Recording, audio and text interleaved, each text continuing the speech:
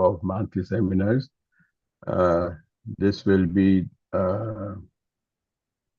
a program on POCUS, and we hope to continue our program again next month with another interesting subject. So I thank you all for participating, and I'll give 3 more minutes before we start. Thank you, everybody, for being with us. Thank you. Thank you, sir.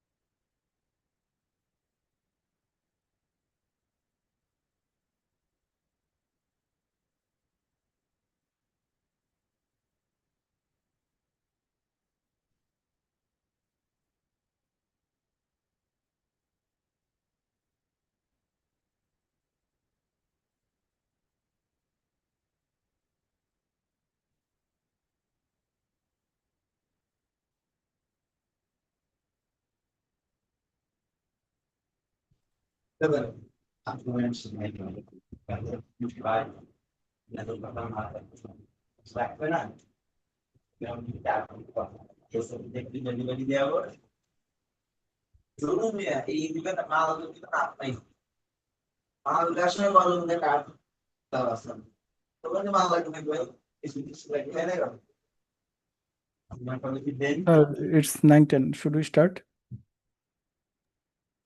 Yes, Vidhan, please. Okay. Thank you, sir. Assalamu alaikum and very good evening, everyone. It is a great pleasure to welcome you all to our Basar Semi program. And I feel honored to speak again here today in this platform. And I sincerely thanks to Bangladesh Society for Regional Anesthesia for giving me this second opportunity to present here. Today again I will speak on 2 topics. One is the perioperative lung POCUS and another is the cardiac POCUS. I will take 25 minutes for the lung POCUS and heart will take maybe 30 to 35 minutes at all.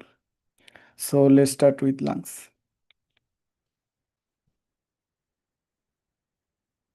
There's a problem.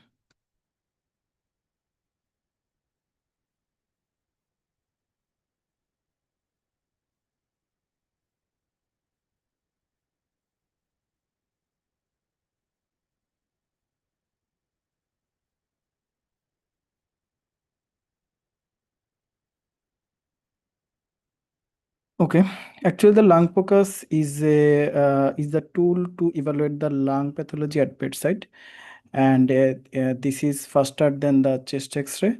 We can avoid the radiation, and it is also highly sensitive for diagnosis of pneumothorax, pleural effusion, and interstitial edema.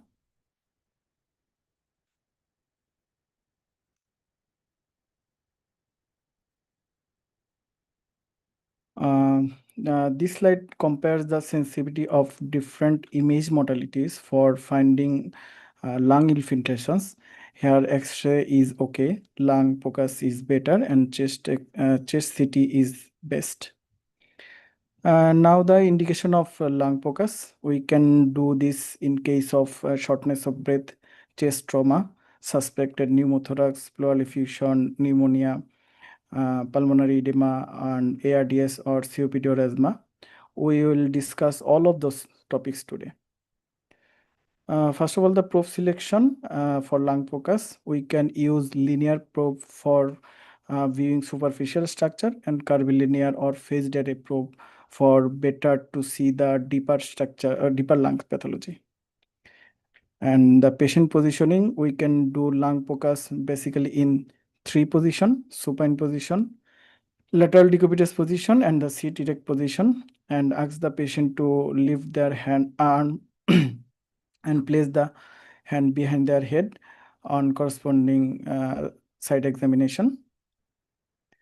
And this is the basic lung anatomy. Here is the parietal pleura, this is the visceral pleura, this is the lung parenchyma, lung fissure, this is alveoli, bronchiole, and this is the interlobular septa. Usually lung POCUS done on 6-point examination, R1, R2, R3 in right side, and L1, L2, L3 in the left side. And R1 and L1 are both side examination in mid-clavicular line for visualizing the anterior superior surface of the lung field. R2, L2 are in mid-axillary line examination to see the lateral lung field, and R3, L3 for seeing the posterior inferior part of the lung, and usually scan on posterior axillary line, and Pleff's point is also present there.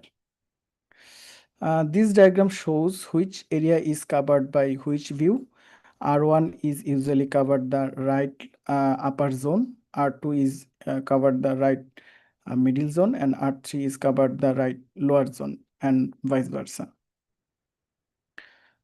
So the first view, R1 and L1 in the midclavicular line in second intercostal space, and the probe pointer usually be in cephal side, and pneumothorax and interstitial edema are mostly seen in this view. After placing the probe in proper place, in between 2 ribs, we can see the this batwing sign. This is looks like batwing. There is a rib shadow, hypoechoic one, and in between them, this is the lung shadow. That's why it is called the batwing sign. And these are the common ultrasound artifact. In our last POCUS session, we discussed about reverberation artifact and comet-tail artifact. Now in lung POCUS, we need to know the acoustic shadowing artifact, ring down artifact, and mirror image artifact. Now come to the acoustic shadowing artifact. Acoustic shadowing occurs usually when ultrasound wave encounter a structure that has a high acoustic coefficient. That acoustic coefficient means the structure who has tendency to attenuate the ultrasound wave. Usually these structure are bones, ribs, and gallstone. In this chart here, air and bones have an high acoustic attenuation. Air have 12 and bones have 15. And the acoustic impedance difference of air and bones have higher than the other tissue. That's why the ultrasound wave attenuate and cannot pass easily through this air and bones. So now come to the A line. These are the A line, and these are seen in normal lung tissue. And we know that A line are the reverberation artifact of ultrasound wave, which we discussed in our previous POCUS session. So come to the second view of lung, R2 and L2. Place the probe in mid-axillary line, 6 to 7 intercostal space in both sides, and scan ups and downs of lateral chest. And this is the third view of lung POCUS, R3 and L3 through the posterior axillary line. At 10 to 12 rib area, there is a PLEPS point, which abbreviation is posterior and lateral alveolar or pleural syndrome. This point is most relevant for assessing the presence of pleural effusion and consolidation as well. So the PLEPS point, we can find out the liver in right side and the spleen in left side and kidney and diaphragm as well. And in those picture, those picture, PLEPS point is showing right and left side. In right side, we can see the liver and lungs. This is the liver, lungs. This is diaphragm, and this is kidney. In left side, this is spleen. This is spleen. This is lung, and this is the diaphragm, and this is the left kidney. Here is an important thing is spine sign, usually seen in this PLEPS point. Look at this first image. The spine is only visualized up to the liver, not above that. But in the second picture, the spine is visualized in all the way, and you can see that there is also the pleural effusion. So this happen usually the ultrasound wave cannot pass through the air. So in normal lungs, the spine above the diaphragm is not seen. But when the pleural effusion is present, the fluid allows the ultrasound wave to pass and reach the spine. That's why the spine appears clearly in the full view when there is a pleural effusion. So in this first video, we can see the pleural effusion, and the spine is visible along the full length. And in second video, both pleural effusion and ascites both are present, and spine is seen in whole length. Now come to the curtain sign. Curtain sign is seen also in the PLEPS point, where the lung is sweep over the liver and spleen like a curtain. If curtain sign present, that indicate there is no pleural effusion, and there is no pleural effusion, consolidation, or pneumothorax. In this first video, curtain sign is seen in right side, and in second video, curtain sign is in the left side. Here is the spleen, here is the liver. And here shows the actual proposition to identifying the curtain sign.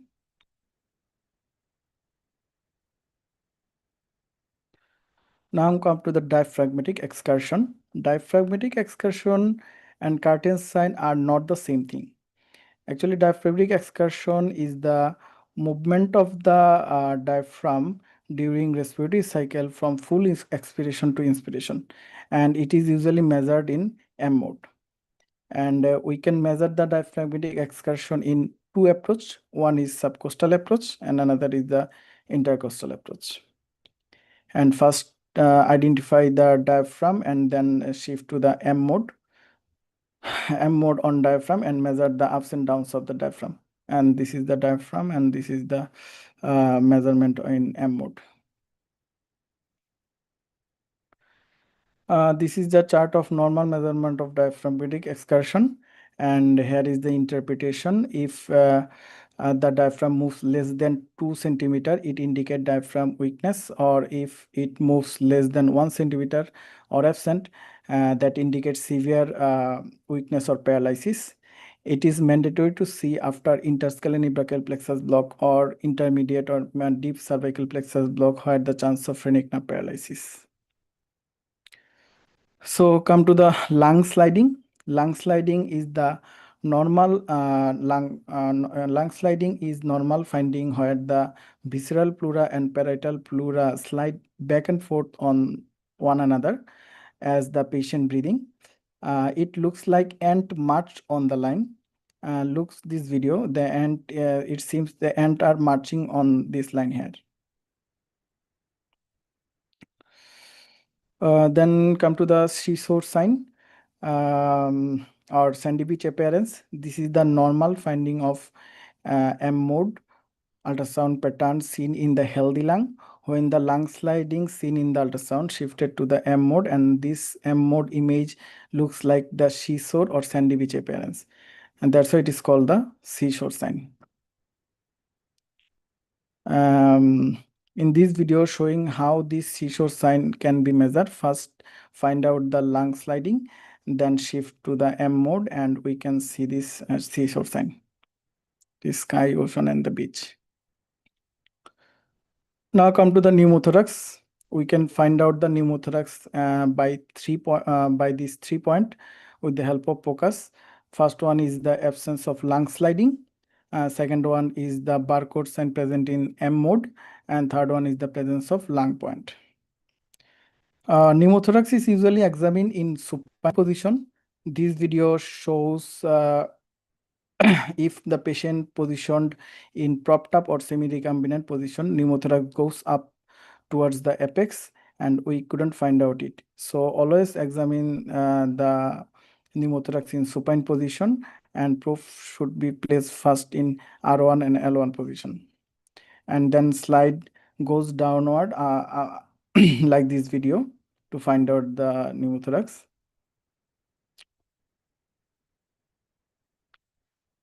So the first point was absence of lung sliding. Here the lung sliding is absent, and there is no end march movement is seen because the parietal pleura and visceral pleura are not being with one another due to pneumothorax. Then come to the barcode sign. If the lung sliding is absent, then shift to the M mode. We can see this barcode sign instead of seashore sign of normal lungs. This is the barcode sign. Okay, now come to the lung point. The lung point means the exact location of lung ultrasound where the normal lung sliding meets the area of absent lung sliding, and this meeting point indicate that the age of the pneumothorax. In this first video, there is lung sliding present and there is no lung sliding. And this is the sliding lungs, and this is the non-moving lungs. So this is the lung point here. With this video, I hope everybody become more clear about the lung point. After finding lung point, after finding of this lung point, we can shift to the M mode and see barcode sign and seashore sign in the same view, and that is the confirmatory sign of pneumothorax. Here the barcode sign and seashore sign both are present. That means it is lung point, and this is the confirmatory for pneumothorax. Now come to the interstitial edema, which is identified by B lungs. These are the B lines, and these B lines are seen when the interlobular septa or lung tissue thickened or full filled with fluid. That means wet lungs. And A line are the horizontal line and B line are the vertical line. And these B lines have some character like hyperechoic vertical line emit from the pleural line and moves with lung sliding and extend from the top to bottom. And these are the normal alveoli, and this is the fluid filled alveoli, and interstitial edema is mostly seen in this area. And this is the video where shows how B-line actually creates. When a ultrasound wave trapped in a fluid filled alveoli, it reflects repeatedly by its surrounded air filled alveoli and makes multiple small reverberation artifact and forms this B-line.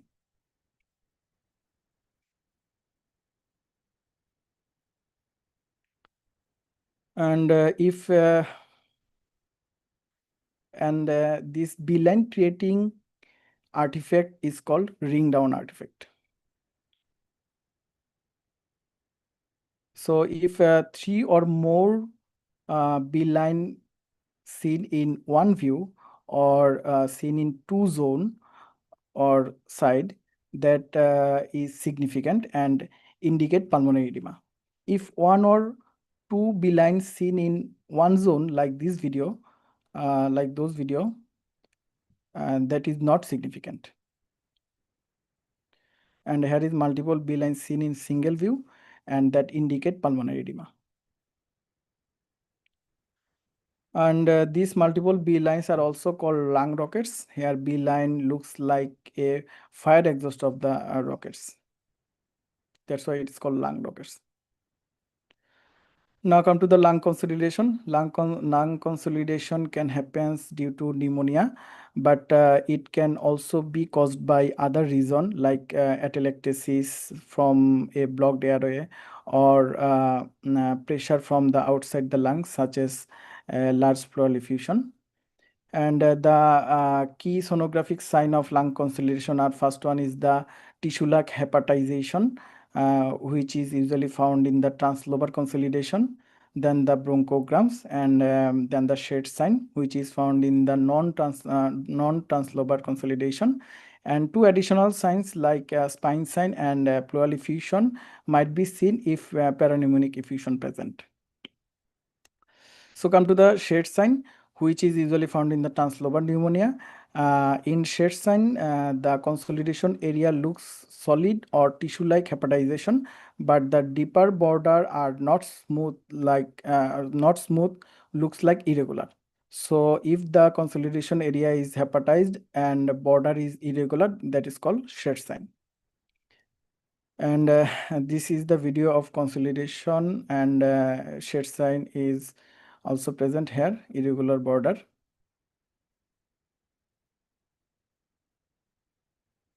Now come to the lung hepatization sign, which is usually found in the translobar consolidation. And when a portion of lung is completely filled with fluid or complete collapse, a dense appearance is seen, which is look homogeneous grayish structure like liver. That's why it is called the hepatization. And another name is the dense lung consolidation. And but the difference is here, the bright air bronchogram are present, but in the liver there is no bronchograms, only blood vessels are seen. This is the hepatized liver, and alveoli are filled with the materials. And this is the video of a hepatized liver. Air bronchogram are seen in these lungs, but no bronchogram seen in the liver area.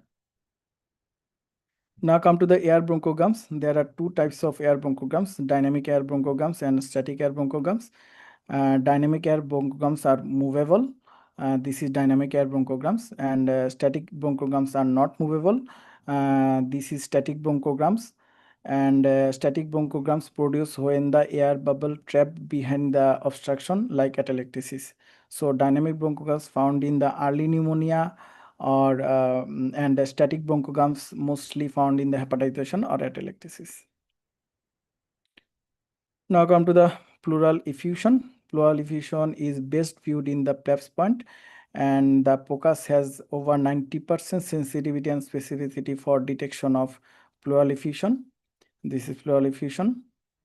And ultrasound finding of pleural effusions in PLEPS point are spine sign, jellyfish sign, sinusoid sign, quartz sign, plankton sign, hematocrit sign, and loculated pleural effusion. So let's discuss all these points in short. First one is the spine sign, which we discussed earlier. Now let's talk about the jellyfish sign. Here a part of lung looks like jellyfish floating in the fluid. This fluid is pleural fluid. This lung portion has no air inside. If air were present, ultrasound could not show it clearly. Instead, you would see the A lines or B lines artifact here. So this floating lungs is actually the atelectated or collapsed lung. And you can see this air bronchogram. You can see here is the air bronchogram present. Now the sinusoid sign. Sinusoid sign creates in M mode of ultrasound. Here the M mode cursor is placed in the pleural effusion and lung, and then creates a sinusoid like picture. This video shows this black one is the pleural effusion, and this white one is the lung portion. Now come to the quartz sign. Pleural effusion has a Anechoic appearance often delineated by the pleural line and reef shadow and the lung line, and from this quartz sign. This is the quartz sign. Now come to the plankton sign. If hyperechoic debris seen in the pleural effusion, then it called plankton sign. Plankton sign present in case of exudative pleural effusion. Usually, most of the pleural effusion is transudative, but exudative pleural effusion has a plankton sign. Now come to the hematocrit sign. This sign is usually seen in exudative effusion or hemothorax. And if the patient stays in same position for few moments, then precipitate can seen in case of exudative effusion and hemothorax. So this precipitate might be the debris or the RBC. Now come to the loculated pleural effusion. If the pleural effusion becomes septated or loculated for infection, abscess, or fibrosis, it looks like this video.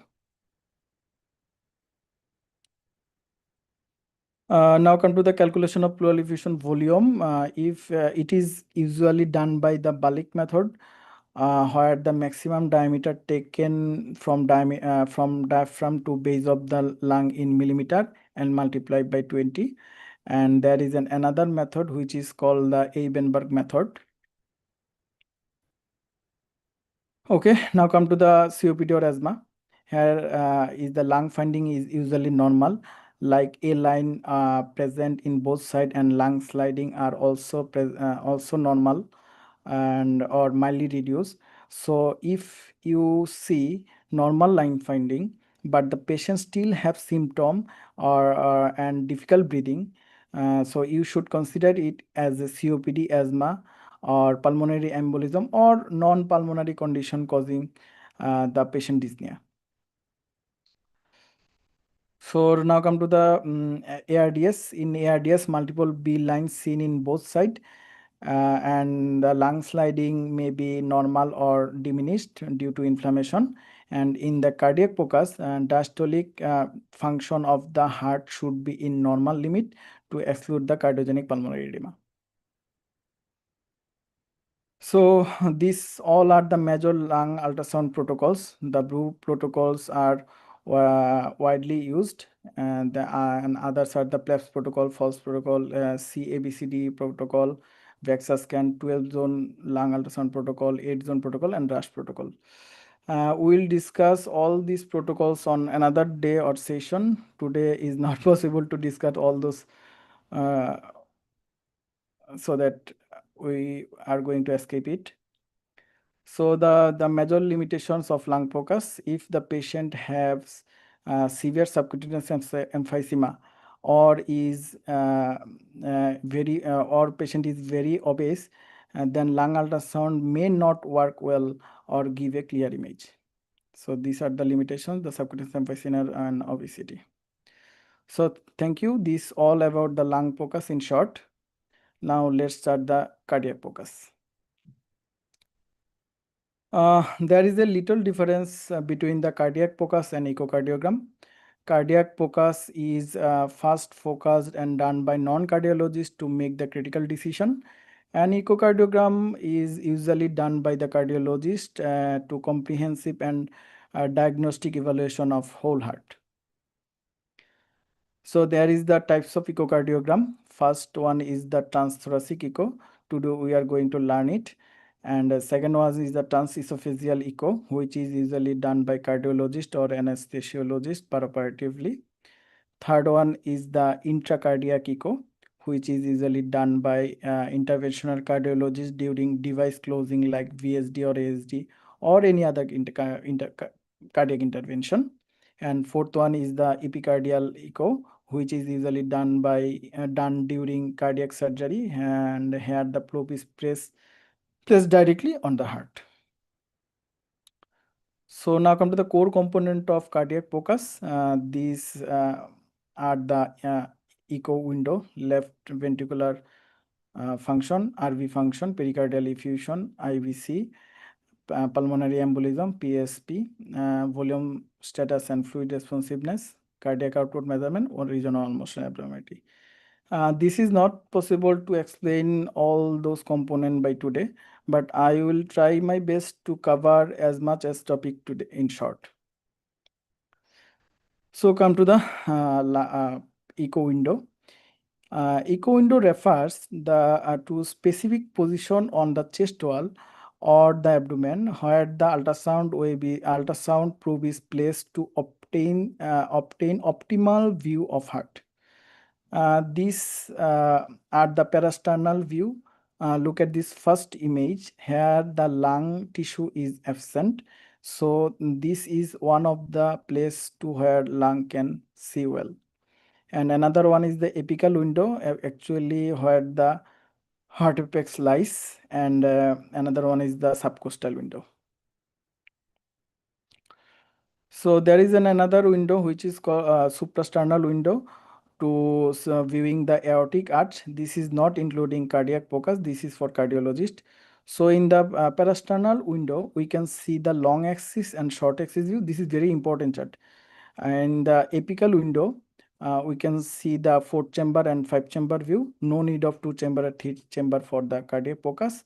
And in the subcostal window, we can see the 4-chamber view and IVC view. And IVC is very important for all specialty. This is another picture taken from books where the window and views are described with image. And this is a picture of heart axis. If I cut the heart in transverse plane, it is called short axis, the short axis view, this red one. And if I sected the heart in sagittal plane, it is called the long axis view, this green one. And if I sected the heart in coronal plane, and this is called coronal view, this purple one. Now come to the parasternal long axis view. In short, it is called plex view.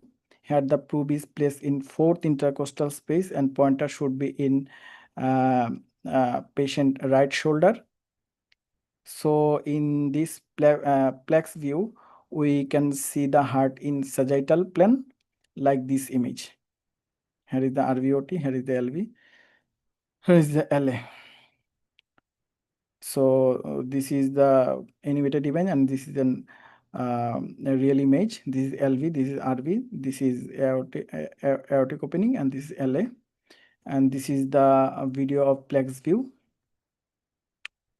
And with this single view, we can measure LV function, LV ejection fraction, cardiac output, aortic valve and mitral valve condition, regional motion abnormality, so on. So every view is very important here. Now come to the parasternal short axis view. If I rotate the probe pointer towards the left shoulder, in same place, we can see the parasternal short axis view. And this is the picture how the probe should be placed in the PEX view. So after that, we can see the heart in this transverse plane. Here is the transverse section of the heart.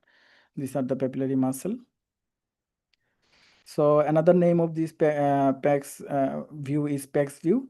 Here we can see the heart in 3 different level: mid papillary level, which is called boxer view; mitral valve level, which is called fish mouth view; and another one is the aortic valve level, which is called Mercedes-Benz view. The first one is the papillary muscle view. Here is this is the two papillary muscle. Second one is the fish mouth view, while the mitral valve looks like fish mouth. And third one is the Mercedes-Benz view, and that aortic valve looks like a Mercedes-Benz sign. And this video shows how the heart is sected in short axis and long axis in parasternal window.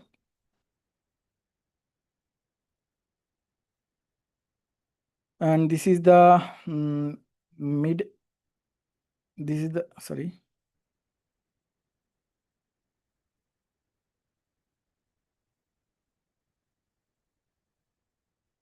Okay, this is the mid papillary view, and this is the LV, this is RV.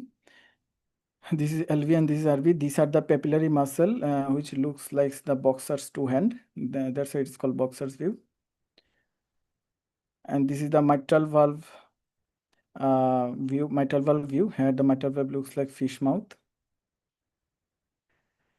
And this is the aortic valve view. Aortic valve looks like here Mercedes-Benz sign, and this is RA, this is RV, this is LA, and this is RVOT here. Now come to the apical fourth chamber view. Here probe is placed at the apex of the heart, and the probe pointer should be in patient's left shoulder.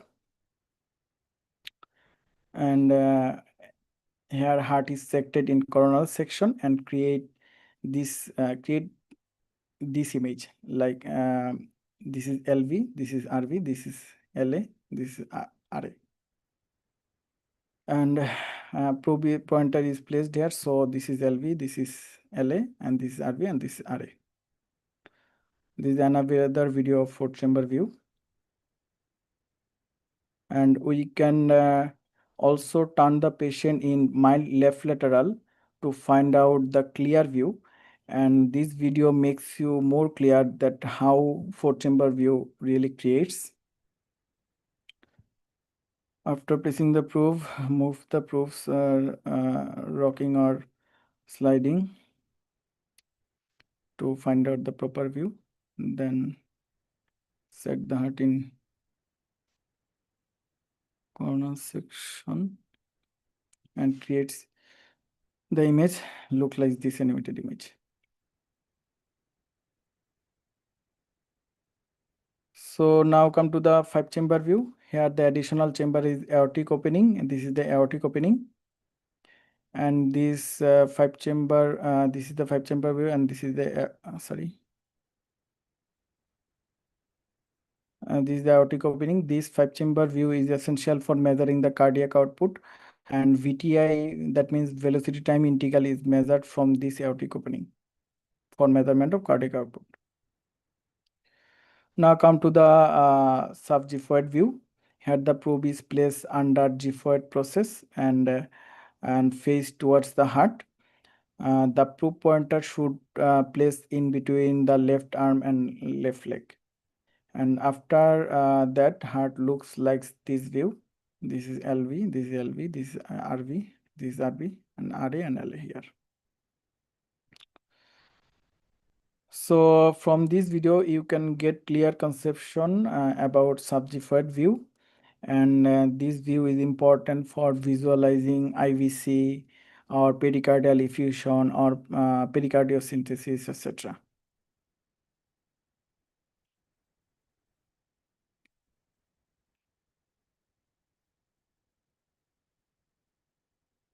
This LV, this RV. Okay, now come to the IVC view. In spontaneous breathing patient, we see the collapsibility index. In case of positive pressure ventilated patient, we see the distensibility index. And this is IVC, and IVC is usually collapsed in the 2 to 2.5 centimeter below from where the hepatic vein joins. And now the question is, why IVC is collapsed in the abdominal area during respiration? Because during inspiration, negative pressure creates in the thoracic area and positive pressure creates in the abdominal area. So abdominal compression and thoracic suction collapse the abdominal IVC segment. That's why IVC is collapsed during respiration. And in respiratory cycle, IVC is collapsed during inspiration for spontaneous breathing patient and distended when the patient is on ventilator. So this is the equation of measuring the collapsibility index, the maximum diameter minus minimum diameter by maximum diameter into 100. Here is the interpretation. If it is more than 50% collapsible, patient indicate patient is hypovolemic, and if it is less than 50% collapsible, that means patient is euvolemic or hypervolemic.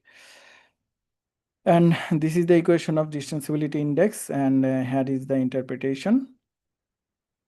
So the for volume status assessment, IBC has 80 to 90% sensitivity and 60 to 80% specificity, but in CBP has 30 to 50% sensitivity and 40 to 60%. 30 to 50% sensitivity and 40 to 60% specificity. So IBC is better than CBP for seeing the fluid responsiveness. And now this is the CT scan image of IBC and aorta. This is IBC and this is aorta. And the probe is placed under the G-forward process and pointer should be in upright position. Then we can easily identify the IVC here. This is IVC. This is IVC. And this is RA and this is IVC animated image and this is the real image. And in the second picture shows the collapsible IBC and third picture shows the distended IBC or dilated IBC. And after getting the IBC, we can measure it by M mode or directly. Should take the maximum diameter and then take the minimum diameter and calculate them by this equation. And this first video shows the collapsible IBC, and this is also called kissing sign. If this kissing sign is present, that means patient is severely hypovolemic. And second one is the dilated IBC. And nowadays, new generation ultrasound machine can automatically calculate the IBC result if you place the probe correctly. This CI means collapsibility index is 60%. We are using one of these AI-based machine in our anesthesia department at Evercare Hospital, and it shows the IVC collapsibility index and distensibility index automatically just after placing the probe properly. No need of manual measurement anymore. And this type of machine is very helpful for perioperative POCUS. And we can also see IVC in right coronal view or anterior mid-axillary view. Now let's talk about Doppler. To advance in cardiac POCUS, we need to understand a little bit Doppler. And Doppler ultrasound measures the changes in sound wave frequency to detect the direction and speed of blood flow. And usually the probe send one frequency and it receives a different frequency which is reflect from the moving blood, and Doppler is measured that. It's like this ambulance. When it comes towards you, the sound frequency become higher, and when it moves away from you, the sound frequency become lower. Similarly, when blood flows towards the ultrasound probe, the frequency increases, and when the blood flows away from the probe, the frequency is decreased. Also, it can detect the pulsatile pattern of blood flow. And there are many types of Dopplers, the colored Doppler, but for cardiac POCUS, we only need to know the colored Dopplers, pulse wave Doppler, and continuous wave Doppler. And now come to the colored Doppler. When you place the probe on a blood vessel, it sends a sound wave into the vessel, and then the wave that comes back has a different frequency depending on whether the blood is moving towards or away from the probe. And this machine processing this difference and shows it as a color on the screen. So if the blood flows towards the probe, it appears red, and if the blood flows away from the probe, and it appears blue. And in pulse wave Doppler and continuous wave Doppler, the positive Doppler shift shows as above the baseline, which is usually red, and negative Doppler shift shows below the baseline, which is usually blue. This is the colored Doppler of the heart. Here blue and red both image creates, that means regurgitation is present here. Now the pulse wave Doppler, it creates a pulse wave Doppler. It creates a gate where it can measure the velocity of blood flow. Here is the gate, and here it measures the direction and velocity of the blood. Now come to the continuous wave Doppler. Continuous wave Doppler can be measured by the probe which have two piezoelectric substance. It measures the fastest RBC is going over the gate, and in a regular ultrasound probe, there is one piezoelectric crystal sends a sound wave and then awaited for receiving the reflection wave. And if red blood cell are moving very fast, they might they might passes by before the wave returns, so they can be missed. But in the continuous wave Doppler, there is a two crystals. One crystal continuously sends sound wave, and other crystal continuously receiving the returning waves. So this setup helps to detect even very fast moving RBC without missing them. That's why that's why the phased array probe or echo probe, which included continuous wave Doppler with two piezoelectric crystals, are usually more expensive than the regular probes.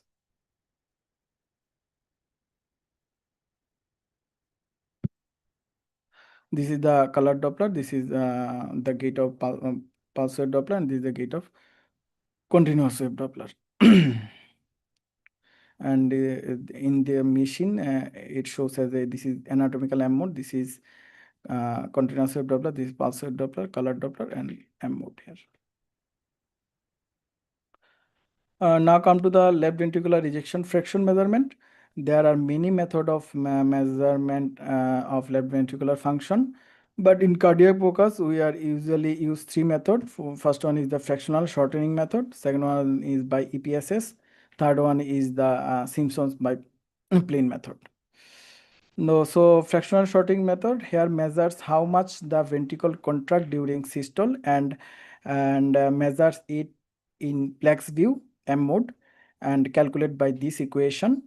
And it will more clear to you all if you see this video.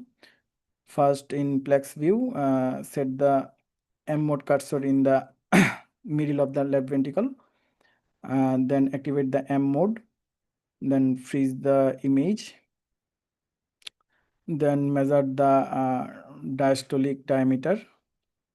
This is the diastolic diameter. Then measure the systolic diameter, this one. After measuring the systolic diameter, machine will give you automatically what is the EF.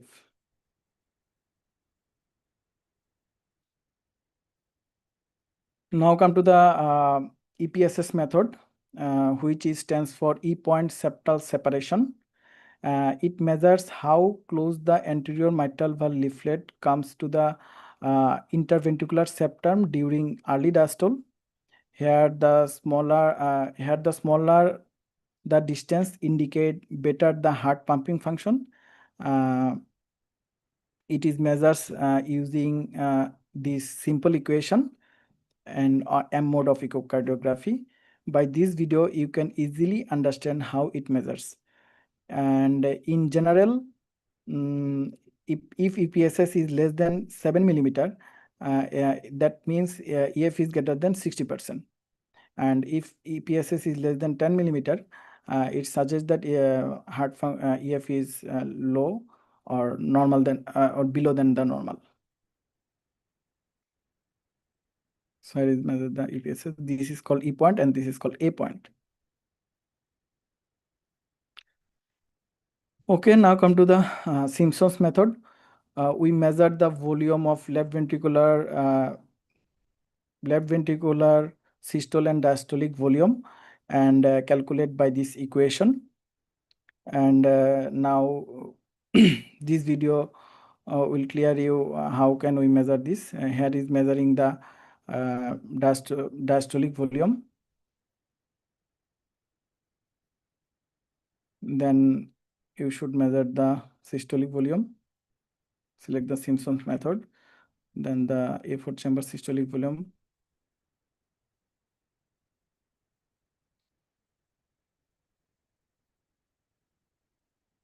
and after that machine will give you the result automatically.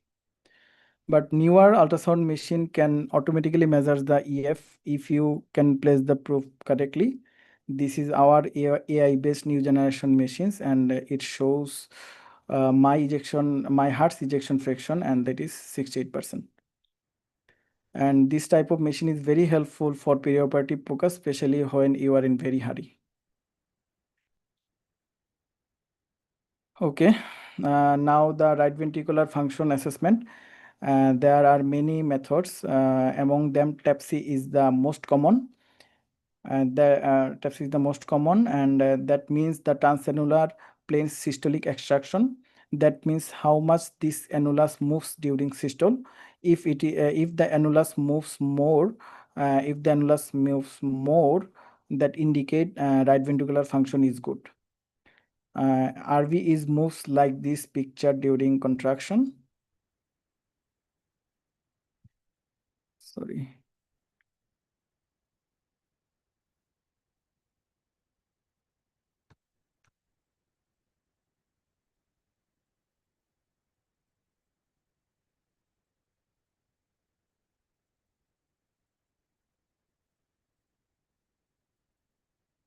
Okay.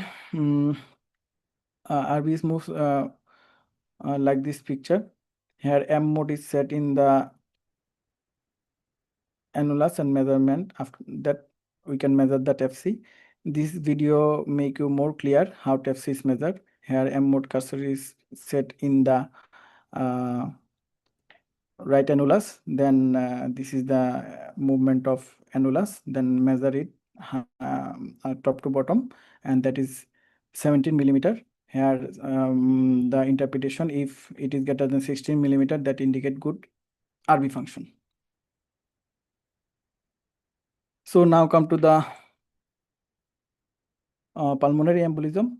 Here CTPA, that means CT pulmonary angiogram, is gold standard, but echo used as a primary diagnostic tools, and these all signs are present in echo during pulmonary embolism.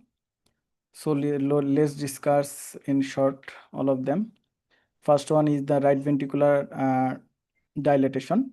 Here this right ventricle is dilated when pulmonary embolism is present, and RV and LV ratio is greater than 1 here.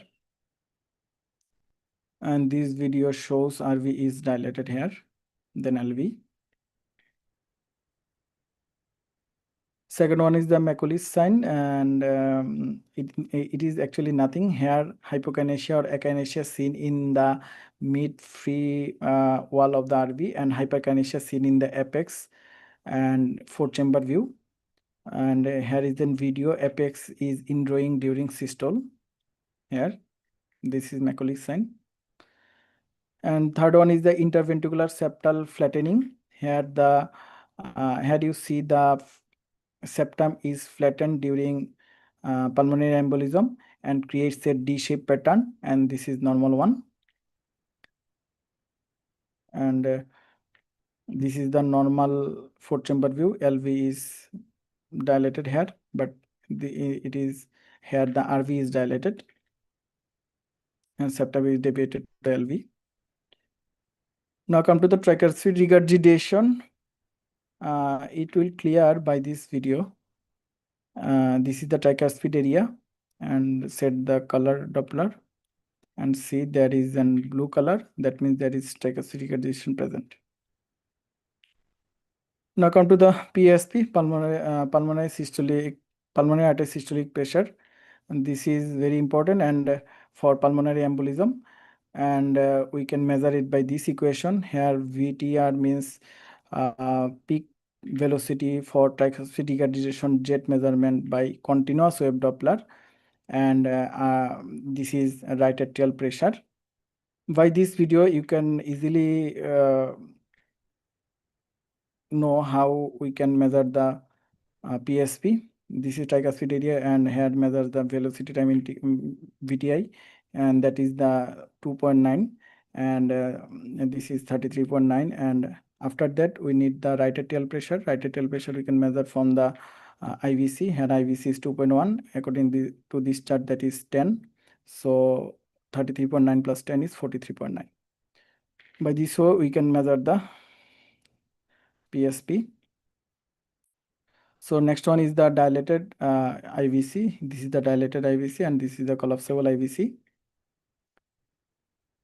And seventh one is the direct visualization of the thrombus. And though it is very rare, here is the thrombus is visualizing. Now come to the pericardial effusion. We can see it in any view of the POCUS. And this is normal lungs plex view. And this is the plex view where the pericardial effusion is seen. This is the subxiphoid view. Here is also the pericardial effusion seen. And this is the pex view where the pericardial effusion seen. In every view, you can see the pericardial effusion. And this is not the pericardial effusion. And this is pleural effusion. This fluid is present beyond the descending aorta. This is descending aorta. And here both pericardial effusion and pleural effusion present, because this is the pericardial effusion it present before the descending aorta, and this effusion is present beyond the descending aorta. That means this is pleural effusion and this is pericardial effusion. Here is the measurement value given here. Now the important thing is the cardiac tamponade for perioperative POCUS. If the patient have right atrial collapse and pericardial effusion, right atrial collapse, right ventricular diastolic collapse, plethoric IVC or swimming heart, that means patient develop cardiac tamponade. So this is the swimming heart. Here the heart is swimming on the pericardial fluid. And this is the RV diastolic collapse.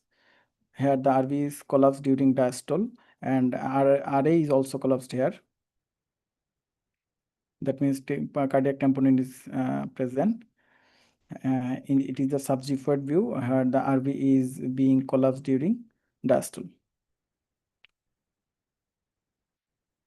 So this is plethoric IVC. That means it is not collapsed with inspiration or expiration. And this is the normal collapsible IVC. This plethoric IVC is present during cardiac tamponade. Now come to our last topic, the measurement of cardiac output.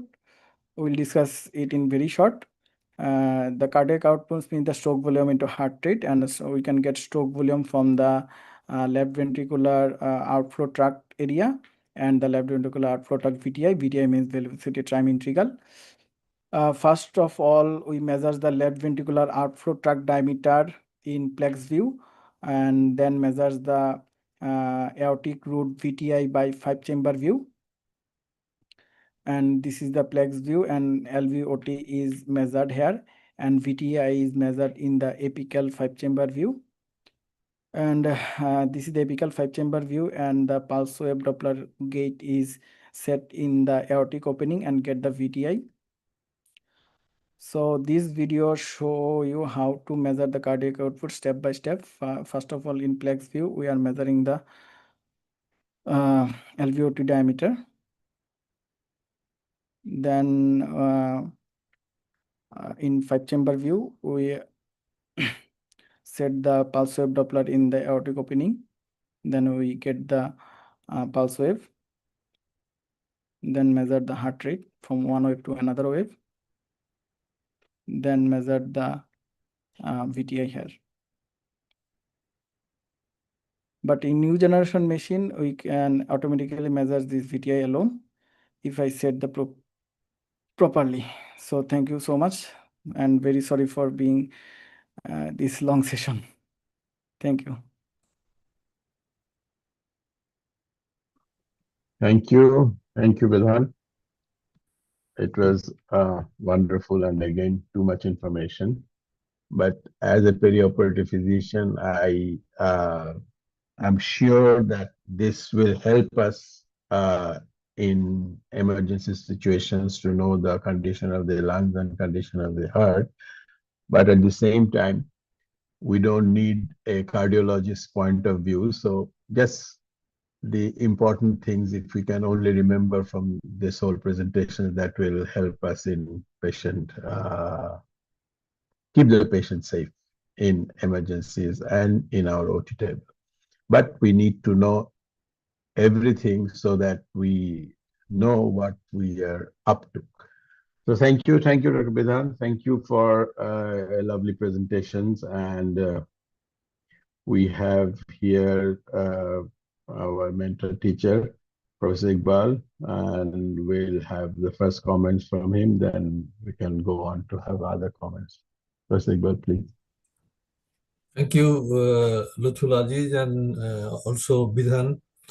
Bidhan for Lutful Aziz for conducting it, and Bidhan for presenting yet another very interesting presentation.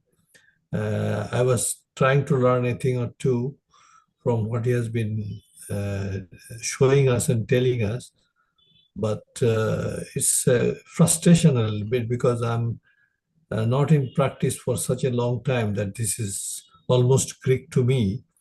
But nevertheless, I understand something, that perioperative medicine has really come a long way. And as Lutful Aziz started the first of this series, calling it a stethoscope or a substitute of stethoscope, not quite, but still is probably in future it will take its place. And the way Bidhan has described in his two sessions, it seems that it really can do wonders. And probably we are still working on it, and new things will come up. Probably visualization of this ultrasonograph sonograph images will be yet still better and more understandable for most of the clinicians. But one needs the right kind of training to understand this yet. But nevertheless, it's something that we can really be very proud of. Dr. Bidhan has done a good job here with his very lovely slides, especially the animated ones and the videos. And it seems that he has worked hard on this project. And thanks to all of you for being for letting me in. He could have done without me, but nevertheless, I feel very proud that I'm invited, and I think that the process will continue for the future. Thank you very much indeed.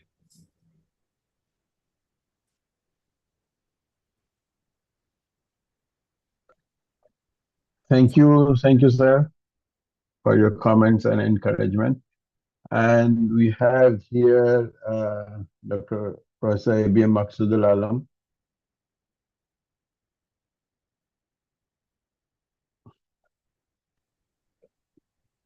Maqsoodul Alam, can we have some comments, please? Sir, thank you, sir. It was a extensive and excellent discussion, and the way Professor Iqbal said, the Bidhan has taken a lot of trouble to prepare. It was really nice. Probably we should be up to date with this modern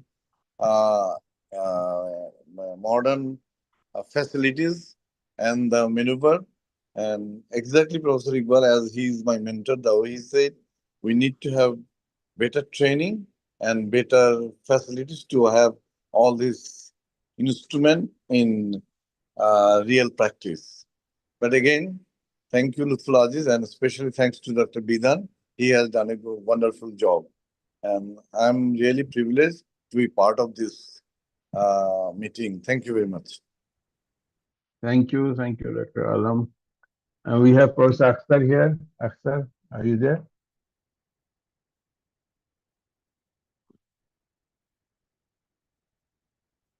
He is a little busy. Professor Jahangir is here.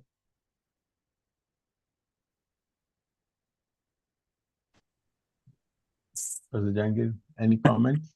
Thank you very much, Lutful Aziz. Yes, Dr. Bidhan has presented nicely, and I had the privilege to listen to him face to face when he was presenting in our lounge. So I had some previous idea, but the only thing I came to know is that yes, this is something we need to know, and what I need is a lot of practice. Hands-on practice only can give us some I mean, information. Until now, what Bidhan has presented, I'm not exactly sure which one is which view because he has given us so many views, but still I cannot recapture which view is what and for which view is meant for which chamber to be looked at or for the lungs as such.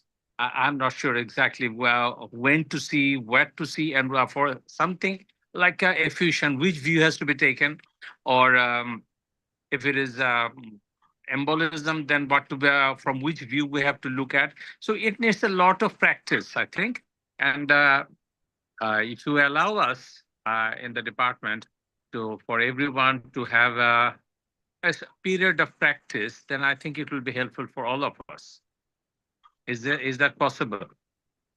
Of course, Okay, thank you the very much. thing is open for everybody, so we all learn together. Thank you very much. So, thank you, sir. Thank you. Dr. Azhar is here.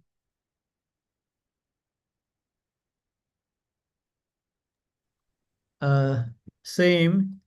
We need to practice in our real life so that we can be confident on uh, maneuvering the things and explain the image. We need to practice regularly, not an occasional lecture. With time, the whole department will proceed. Thanks, Lutful and Bidhan, for a difficult session. Okay, thank you very much.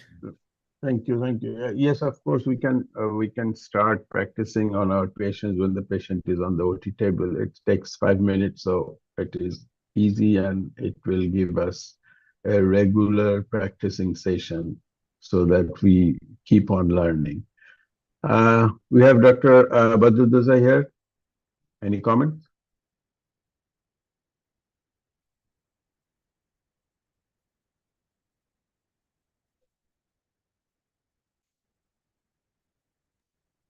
Yes, I have no comment actually. It was a wonderful presentation.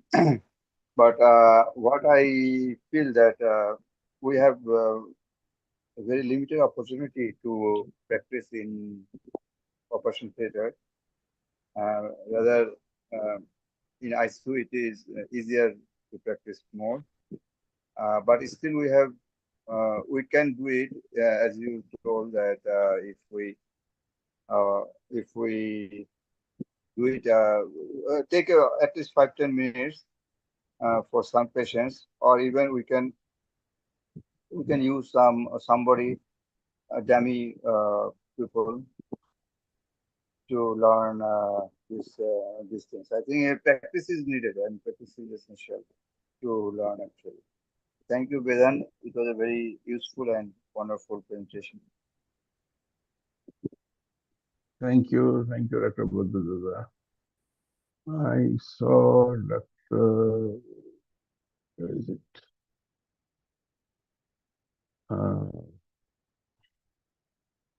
Dr. Hasina was here. I don't see her now. Hasina, are you there? No. Dr. Shamal, any comments? I'm not very much. First of all, thanks, Vidhan, for nice presentation, and to Lutful sir for arranging the sessions continuously. We are lucky that we are getting exposures. I'm not a POCUS guy, and definitely everybody has planned that we'll start for the juniors, and I feel immediate after induction, at least one touch, either lung or heart or airway or GI whatever is essential for the particular patient or even not essential for practice, we'll start next. And I have nothing much to say. Thanks for everything.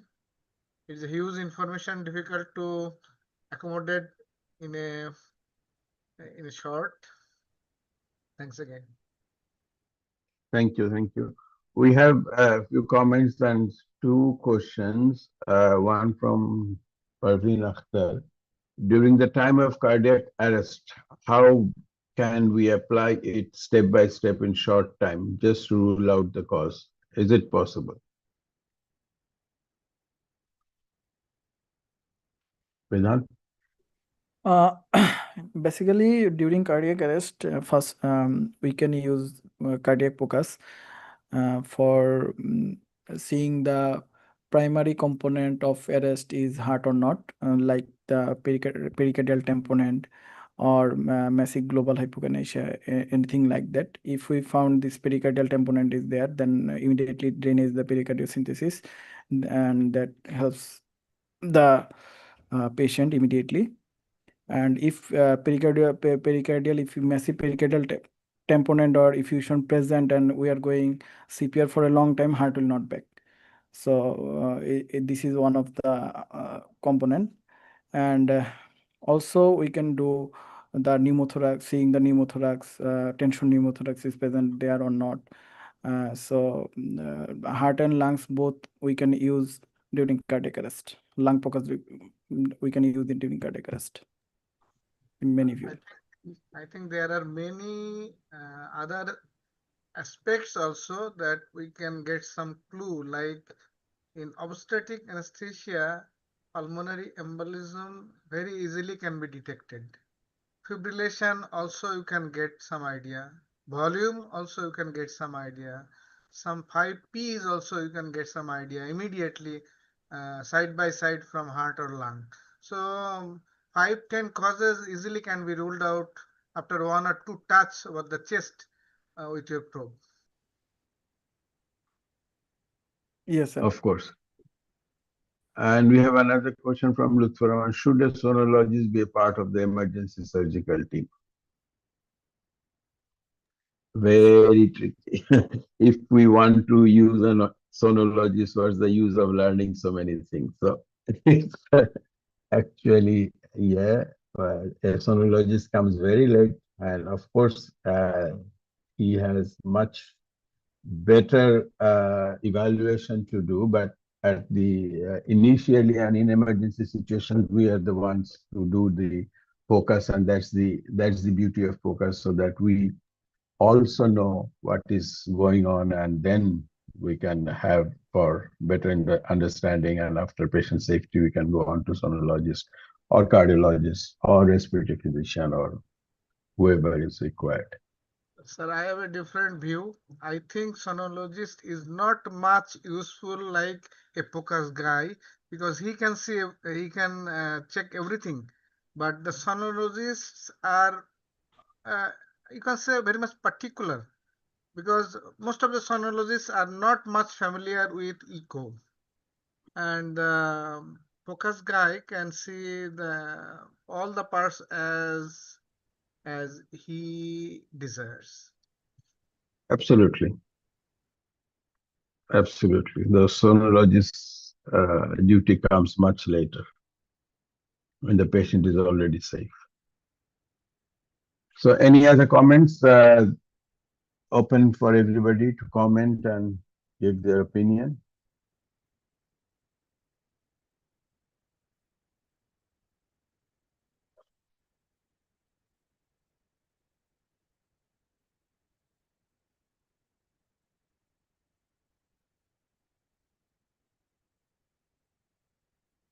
Okay, all right.